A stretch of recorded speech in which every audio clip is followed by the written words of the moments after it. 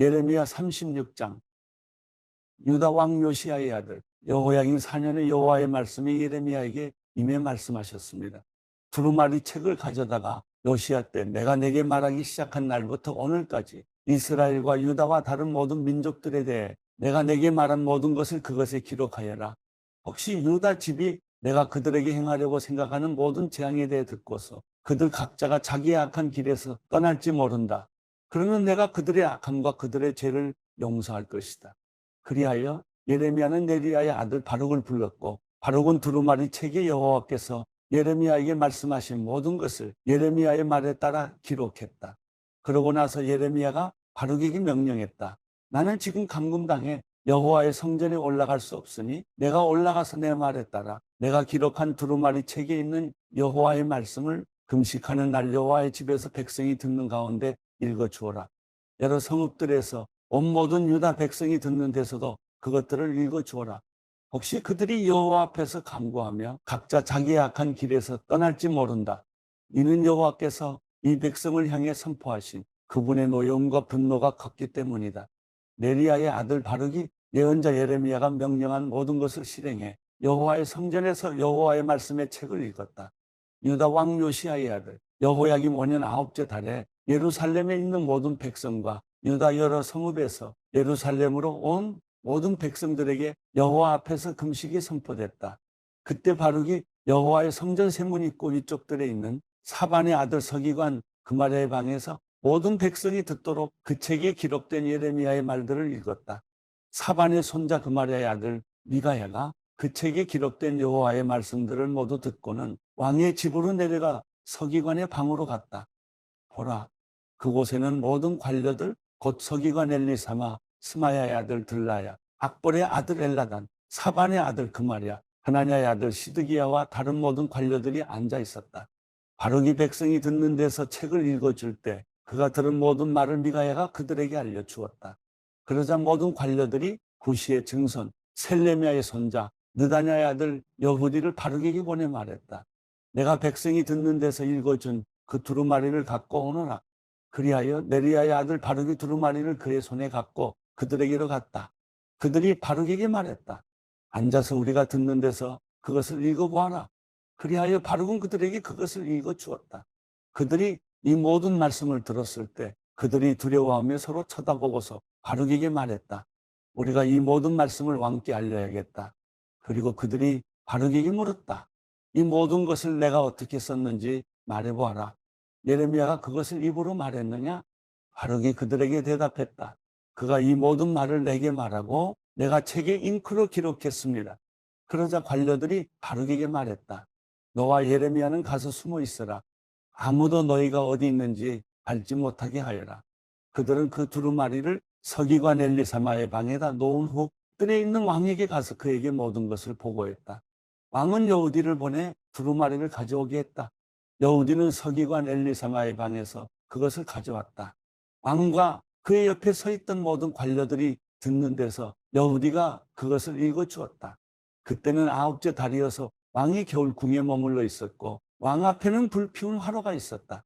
여우디가 서너 편을 읽어주고 나면 왕이 그것들을 서기관의 칼로 잘라 화롯불 속에 던졌다. 결국 두루마리가 전부 화롯불 속에서 다 없어졌다. 왕이나 왕의 신하들은 이 모든 말씀을 듣고서 두려워하지도 자기 옷을 찢지도 않았다. 엘라단과 들라야와 그마랴가 왕께 두루마리를 태우지 말라고 간청해도 그는 그들의 말에 귀 기울이지 않았다.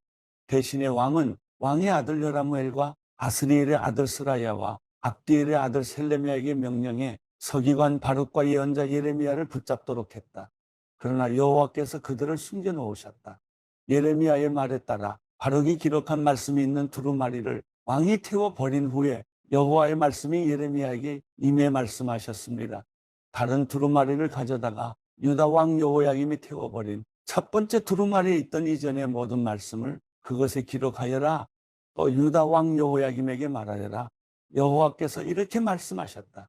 내가 이 두루마리를 불태우며 이렇게 말했다. 너는 왜 바벨론 왕이 분명히 와서 이 땅을 황폐케 하고 사람과 짐승이 그곳에서 끊어지게 될 것이라고 기록했느냐. 그러므로 유다 왕 여호야김에 관해 여호와께서 이렇게 말씀하셨다. 여호야김에게서 다윗의 보좌에 앉을 사람이 없을 것이다. 그의 시체가 던져져 낮에 열기와 밤에 설이 노출될 것이다. 내가 그들의 죄악으로 인해 그와 그의 자식들과 그의 신하들을 처벌할 것이다. 내가 그들에게 선포한 모든 재앙을 그들과 예루살렘에 사는 사람들과 유다 백성에게 오게 할 것이다. 이는 그들이 믿지 않았기 때문이다. 그리하여 예레미야는 다른 두루마리를 가져다가 네리야의 아들 서기관 바룩에게 주었다. 바룩은 그 두루마리에 유다 왕 여호야김이 불러 태워버린 책에 있던 모든 말씀을 예레미야가 말하는 대로 기록했다. 그 외에도 많은 비슷한 말씀이 더해졌다. 예레미야 37장.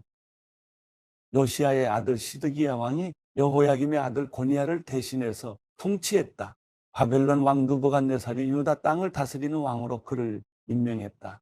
시드기야 왕과 그의 신하들과 이 땅의 백성이 예언자 예레미야를 통해 선포된 여호와의 말씀에 귀 기울이지 않았다. 그러나 시드기야 왕이 셀레미야의 아들 여후갈과 마아세야의 아들인 제사장 스바냐를 예언자 예레미야에게 보냈다. 우리 하나님 여호와께 우리를 위해 기도하여라. 그때 예레미야가 아직 감옥에 갇히지 않았으므로 예레미야는 백성 가운데 출입하고 있었다. 바로의 군대가 이집트에서 나왔다. 예루살렘을 포위하고 있던 갈대아 사람들이 그 소식을 듣고 예루살렘으로부터 떠났다. 그때 여호와의 말씀이 예언자 예레미야에게 임해 말씀하셨습니다. 이스라엘의 하나님 여호와가 이렇게 말한다. 너희를 내게 보내 물어보도록 한 유다 왕에게 이렇게 말하여라. 보라, 너희를 돕기 위해서 나온 바로의 군대가 자기 땅 이집트로 되돌아갈 것이다. 그러면 갈대아 사람들이 돌아와 이 성읍을 공격해서 취하고 불러 태울 것이다. 여호와가 이렇게 말한다. 갈대아 사람들이 반드시 우리에게서 떠날 것이다 라고 말하며 너희 자신을 속이지 말라. 그들은 떠나지 않을 것이다. 너희가 너희와 싸우고 있는 바벨론의 모든 군대를 물리쳐서 그들에게 부상자들만 남는다고 할지라도 그들이 자기의 막사에서 일어나 이 성읍을 불러 태울 것이다. 바로의 군대로 인해 갈대아 사람들의 군대가 예루살렘에서 물러간 뒤에 예레미야는 베냐민 땅으로 가서 그곳 백성 가운데 자기 몫의 재산을 받기 위해 예루살렘을 떠났다. 그러나 그가 베냐민 성문에 이르렀을 때 그곳에서 하나냐의 손자 셀레미야의 아들 이리야라는 문지기 우두머리가 예언자 예레미야를 붙잡고 말했다. 너는 우리를 배반하고 갈대아 사람들에게 항복하려고 한다. 예레미야가 말했다. 거짓말이다. 나는 바벨론 사람들에게 항복하려는 것이 아니다. 그러나 이리야는 그의 말을 들으려 하지 않았다. 이리야는 오히려 예레미야를 붙잡아 그를 관료들에게 데리고 갔다. 관료들은 예레미야에게 화가 나서 그를 때리고 서기관 요나단의 집에 가두었다. 그때 그곳은 감옥으로 사용됐기 때문이다. 예레미야가 토굴 속 감옥에 들어가 그곳에서 여러 날 머물렀다. 그때 시드기야 왕이 사람을 보내 그를 왕궁으로 데려갔다. 왕은 그에게 비밀리에 물었다. 혹시 여호와로부터 어떤 말씀이 있느냐? 예레미야가 말했다. 있습니다. 그러고 나서 그가 말했다. 왕은 바벨론 왕의 손에 넘겨질 것입니다. 그리고 예레미야가 시드기야 왕에게 말했다. 제가 왕과 왕의 신하들과 이 백성에게 무슨 죄를 지었기에 왕께서 저를 감옥에 가두셨습니까? 왕께 바벨론 왕이 왕과 이 땅을 치러 오지 않을 것이다라고 예언했던 왕의 예언자들은 어디에 있습니까? 내 주 왕이여. 그러니 이제 부디 들으시고 제 간청을 받아주십시오. 저를 서기관 요나단의 집으로 돌려보내지 마십시오. 제가 그곳에서 죽을까 두렵습니다. 그러자 시드기야 왕이 예레미야를 경호대 뜰에 있게 하고 성읍 안에 빵이 다 없어지기까지 빵 굽는 사람의 거리에서 날마다 빵 한 덩이씩 그에게 갖다 주라고 명령했다. 그래서 예레미야는 경호대 뜰에 머물렀다. 누가복음 9장. 예수께서는 12 제자를 한자리에 불러 모으시고 모든 귀신들을 쫓고 병을 고치는 능력과 권세를 주셨습니다. 그리고 그들을 내보내시며 하나님 나라를 전파하고 병든 사람들을 고쳐주라고 하셨습니다. 예수께서 말씀하셨습니다. 길을 떠날 때 아무것도 가져가지 말라. 지팡이도 가방도 빵도 돈도 여보로도 가지고 가지 말라. 어느 집에 들어가든 그 마을을 떠날 때까지 그 집에 머물러 있으라. 만약 너희를 맞아주지 않으면 그 마을을 떠날 때 그들을 거스르는 증거물로 발에 붙은 먼지를 떨어버리라. 제자들은 나가서 여러 마을들을 두루 다니며 곳곳에서 복음을 전파하며 사람들을 고쳐주었습니다. 분봉왕 헤롯은 이 모든 일을 듣고 당황했습니다. 왜냐하면 어떤 사람들이 요한이 죽은 자 가운데서 살아났다고 말했기 때문입니다. 또 어떤 사람들은 엘리야가 나타났다고 했고 다른 사람들은 옛 예언자 중 하나가 되살아났다고 말했습니다. 그러자 헤롯은 내가 요한의 목을 베었는데 이런 소문이 들리는 그 사람은 누구인가 하고 예수를 만나고자 했습니다. 사도들이 돌아와 예수께 자기들이 한 일을 보고했습니다. 그러자 예수께서는 그들을 따로 데리고 벳세다라는 마을로 가셨습니다. 그러나 사람들은 이 사실을 알아채고 예수를 따라왔습니다. 예수께서는 그들을 맞이하고 하나님 나라에 대해 말씀하시며 사람들을 고쳐주셨습니다.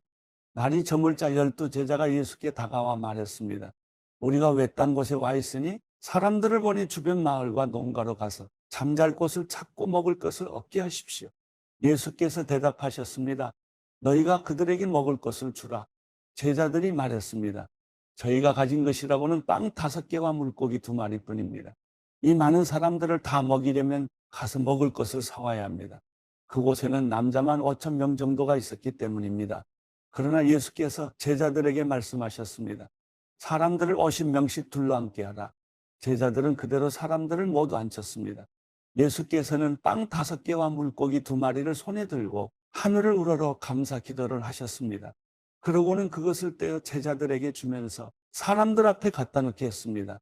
사람들이 모두 배불리 먹었습니다. 그리고 제자들이 남은 조각들을 거두어 보니 12바구니에 가득 찼습니다.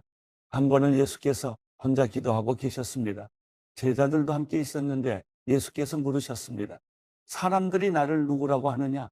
제자들이 대답했습니다. 세례자 요한이라고도 하고 엘리야라고도 합니다. 옛 예언자 중 한 사람이 되살아났다고 하는 사람도 있습니다. 그러자 예수께서 물으셨습니다. 그러면 너희는 나를 누구라고 하느냐? 베드로가 대답했습니다. 하나님의 그리스도이십니다. 예수께서는 이 말을 아무에게도 하지 말라 하고 단단히 경고하며 말씀하셨습니다. 인자가 많은 고난을 받고 장로들과 대제사장들과 율법학자들에게 배척받아 끝내 죽임당하고 3일 만에 살아나야 할 것이다. 그러고는 그들 모두에게 말씀하셨습니다. 누구든지 나를 따르려면 자기를 부인하고 날마다 자기 십자가를 지고 따라야 한다. 누구든지 자기 생명을 구하려는 사람은 잃을 것이요. 누구든지 나를 위해 자기 생명을 잃는 사람은 구하게 될 것이다. 사람이 온 세상을 다 얻고도 자기를 잃거나 빼앗긴다면 무슨 소용이 있겠느냐? 누구든지 나와 내 말을 부끄러워하면 인자도 자기 영광과 아버지와 거룩한 천사들의 영광 가운데 올 때 그를 부끄러워할 것이다. 내가 진실로 너희에게 말한다. 여기 서 있는 사람들 가운데 죽기 전에 하나님 나라를 볼 사람이 있을 것이다. 이런 말씀을 하신 뒤 8일쯤 지나 예수께서는 베드로와 요한과 야고보를 데리고 기도하러 산에 올라가셨습니다. 예수께서는 기도하는 동안 얼굴 모습이 변하셨고 옷이 하얗게 빛났습니다. 그런데 갑자기 2사람이 나타나 예수와 더불어 말을 하고 있었습니다. 이들은 모세와 엘리야였습니다. 그들은 영광에 쌓여 나타나 예수께서 예루살렘에서 이루실 일, 곧 그분의 떠나가심에 대해 말하고 있었습니다. 베드로와 그 일행이 잠을 이기지 못해 졸다가 완전히 깨서 예수의 영광과 그분 곁에 2사람이 서 있는 것을 보았습니다. 2사람이 예수를 떠나려고 하자 베드로가 예수께 말했습니다. 선생님, 우리가 여기 있으니 참 좋습니다.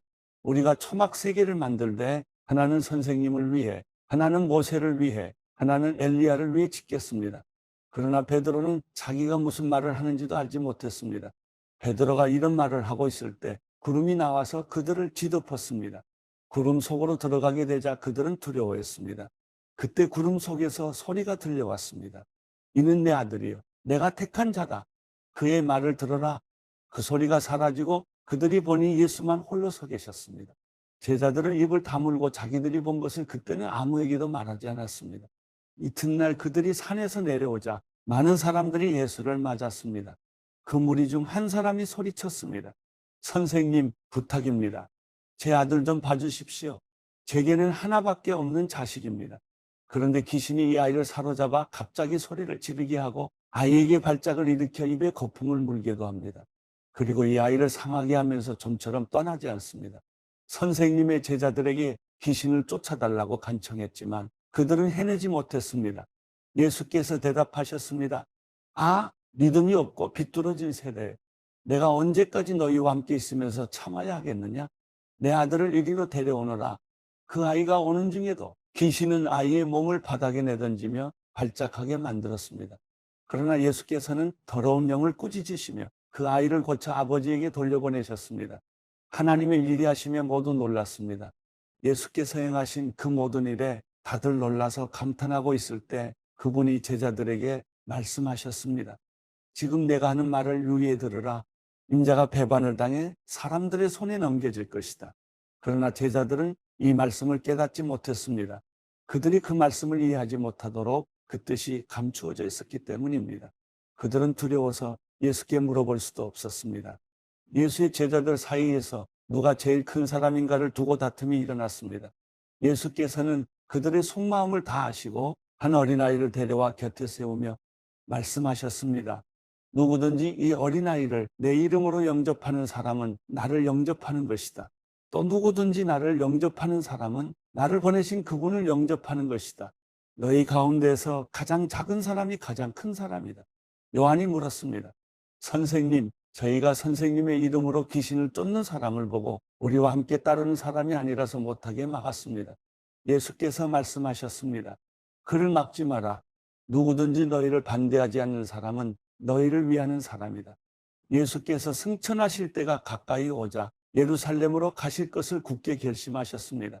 그리고 예수께서는 사람들을 미리 앞서 보내셨습니다.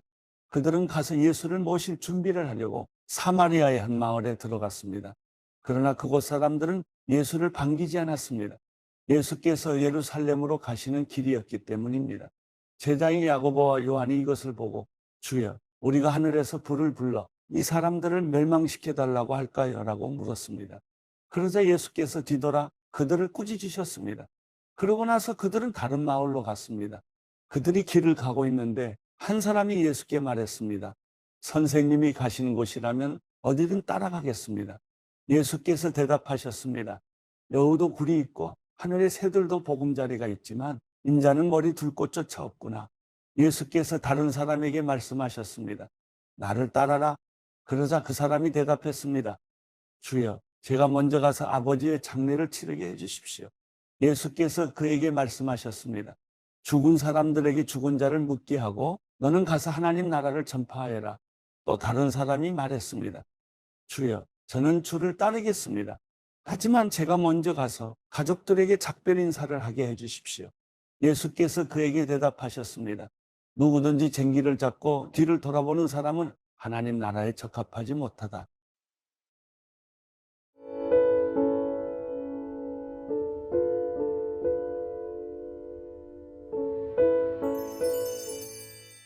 시편 144편.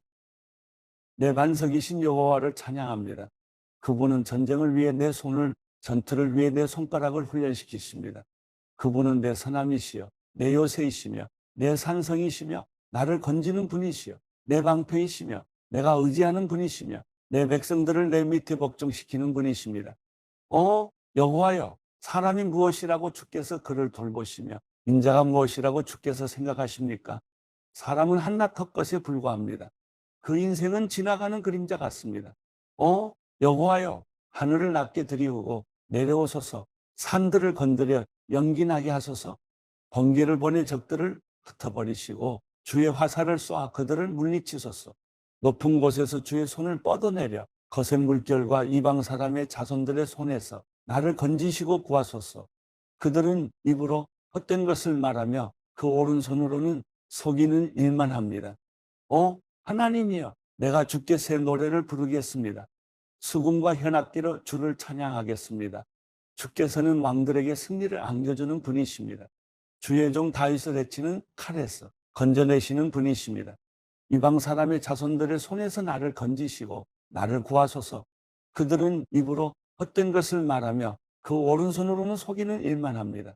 그러면 우리 아들들은 나무가 자라듯 할 것이고 우리 딸들은 왕궁 모퉁이에서 번쩍이는 조각 기둥 같을 것입니다. 우리 창고에 각종 식량이 가득하고 우리 양들이 길가에 1000배, 10000배로 늘어날 것이며 우리 황소들이 힘든 일도 너거니 해낼 것입니다. 또 성벽을 침범하는 일이나 포로로 잡혀가는 일이 없고 거리에서 불평하는 소리도 없을 것입니다. 이런 백성들은 복이 있습니다. 여호와를 하나님으로 모신 백성들은 복이 있습니다.